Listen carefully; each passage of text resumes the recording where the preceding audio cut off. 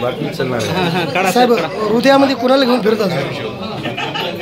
हृदयामध्ये सरसरामध्ये बाळासाहेब ठाकरे आणि दुसऱ्या हृदयामध्ये सन्माननीय महाराष्ट्राचे मुख्यमंत्री एकनाथभाई शिंदे। दोन हृदय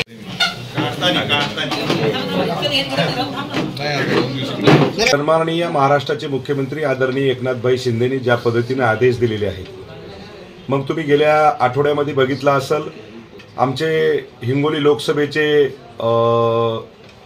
संपर्क प्रमुख आणि मराठवाड्याचे नेते सन्माननीय आनंदरावजी जाधव साहेब हे येऊन गेले आणि त्यांनी सांगितले की पक्ष संघटना आपल्याला कोणत्या पद्धतीनं बांधणी करायची आहे।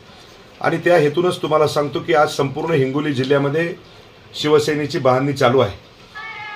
हिंगोली जिल्हा तर पूर्वीपासूनच शिवसेनेचा बालेकिल्ला आहे आणि या ठिकाणी तुम्हाला सांगतो की अनेक गावामध्ये आज या ठिकाणी तुम्ही जर बघितलं असेल तर 5 गावचे सरपंच आणि संपूर्ण सदस्य आणि सर्व कार्यकर्ते या ठिकाणी उभाटा गटाचे, काँग्रेस जी काही उरलेली शिवसेना असेल त्याचे काही कार्यकर्ते तुम्हाला सांगतो की आमच्या शिवसेनेमध्ये त्यांनी जाहीरपणे प्रवेश केलेला आहे आणि त्यांना ठाम विश्वास आहे की शिवसेनेमध्ये जे कार्य होत असतं ते कुठल्याही प्रकारचे, त्यांनी आतापर्यंतही काँग्रेसमध्ये काम केलं पण त्यांना कुठल्याही प्रकारची त्या ठिकाणी सन्मानाची वागणूक त्या ठिकाणी दिलेली नाही। या ठिकाणी सन्माननीय महाराष्ट्राचे मुख्यमंत्री आदरणीय एकनाथभाई शिंदे यांच्या नेतृत्वाखाली या हिंगोली जिल्ह्यावरती शिवसेना लोकसभेचा खासदार हा शिवसेनेचाच होणार, शिवसेना भारतीय जनता पार्टीचाच होणार।